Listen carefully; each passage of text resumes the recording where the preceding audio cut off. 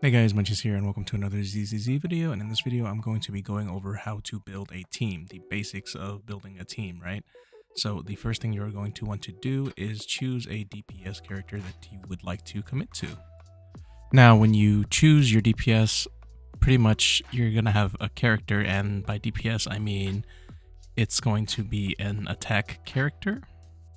And I'll use Billy here as an example. So Billy is a DPS. As you can see, he's physical and attack is going to be the character where you deal most of your damage from, ideally.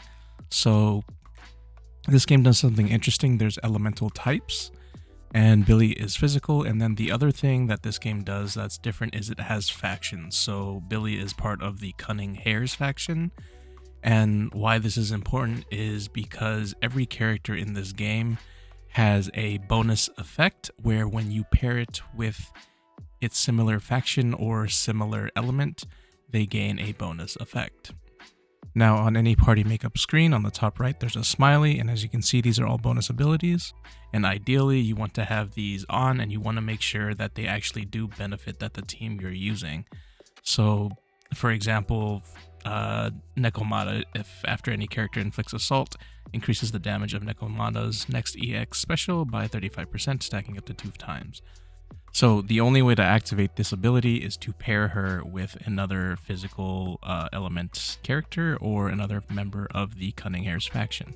And currently at the moment, everybody's condition for activating their bonus ability is the same. It's either you have the same element as another character on the squad or the same faction. So as the game goes on, we'll have more variety to choose from, as well as different characters we can slot in other slots. So we can kind of move characters around, what have you, and we'll have more options later, because currently the options to have all of these benefit all 3 characters are pretty slim at the moment, because we only have I think it's 16 characters. So we only have so many characters at the moment. Now, before I continue, I just want to put a disclaimer out there. This is just how to build a basic team and how your characters should interact with each other in the party in terms of their element and their party faction. Now, there are other teams that you can make without having these 3 specific roles, an attack, stun, and a support. But in order to do that, you do need to understand these concepts making your team. Now, when you pick your stun character, so if I was using Billy, I'd probably use Anbi as the stun character because she shares the same faction. So when I put her on the team with Billy, both of their additional abilities will become active. Now, after you've picked your damage and your stun character, you can now pick your support character. And currently, at the time I'm making this video, we have kind of slim pickings. We have either Nicole, Sokaku, Lucy, or Rina, who is from the 5-star standard banner pool. And there's also a unique thing to supports that they have in combat, which I'll show you here in a second.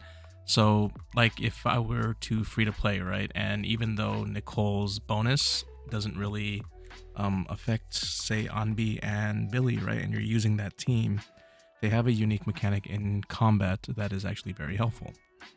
So to my knowledge, as of right now, all the support characters do this.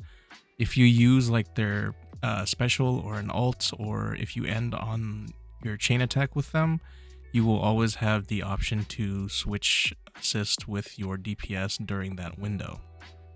So I'm going to go ahead and stun this guy and then start a chain attack with this dude, and then make sure I end with Nicole to show what I mean. So you'll always have this option to where this assist thing will pop up, and it'll always be your DPS character. So it'll always swap to the DPS character, and you will be able to kind of have an easier time bringing your DPS character back out onto the field. TLDR, just make sure when you pick your DPS, pick a stun or a support that works with them so they can activate their damage bonus.